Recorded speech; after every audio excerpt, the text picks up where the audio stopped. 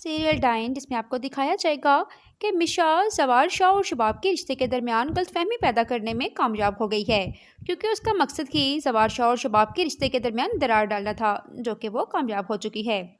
لیکن ناظرین، آپ دیکھیں گے کہ ذکیہ بہت جلد پولیس والوں کے سامنے یہ بیان دینے والی ہے کہ کس طرح اس نے نوری اور نہال کو قتل کیا تھا، اور وہ بھی فوزیہ، عامر اور جاوید کے ساتھ مل کر، اور صرف شباب کے کہنے پہ۔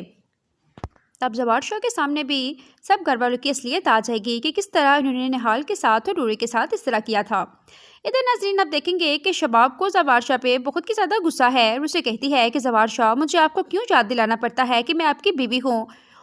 یہ بات سن کر زوار شاہ کہتا ہے کہ جب تم نے میری بہن ذکیہ کو اریسٹ کروایا تھا، تم نے سوچا تھا کہ تم میری بہن ذکیہ کو اریسٹ کروا رہی ہو تو میری کتنی بدنامی ہوگی، تو اب میں تمہارے بارے میں کیسے سوچ سکتا ہوں،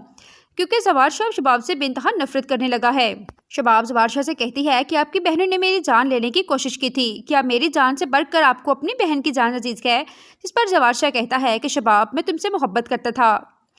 تم میری بیوی تھی، لیکن وہ میری بہنیں ہیں، اس لیے میں اپنی بہنوں کے خلاف کچھ بھی نہیں سن سکتا۔ ادھر ناظرین، آپ دیکھیں گے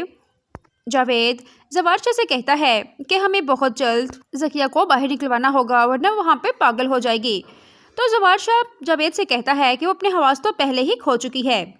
مشا پہنچ جاتی ہے پولیس اسٹیشن، اور وہاں پہ جا کے ذکیہ کو ڈراتی اور دھمکاتی ہے، اور اسے کہتی ہے کہ کس طرح تم لوگوں نے نوری کو اور مجھے قتل کیا تھا۔ ذکیہ جب مشا کو وہاں پہ دیکھتی ہے ڈائن کے روپ میں تو بہت زیادہ ڈر جاتی ہے، اور چیخنا اور چلانا شروع کر دیتی ہے، اور سب سے کہتی ہے کہ نہال مجھے مار دے گی۔ ادھر فوزیہ شباب کے پاس جاتی ہے اور اسے کہتی ہے کہ تم ذکیہ کو معاف کیوں نہیں کر دیتی ہو، جس پر فوزیہ کی بات سن کر شباب بہت ہی زیادہ غصے میں کہتی ہے کہ شکر کرو، میں نے صرف اسے جیل میں بھجوایا ہے،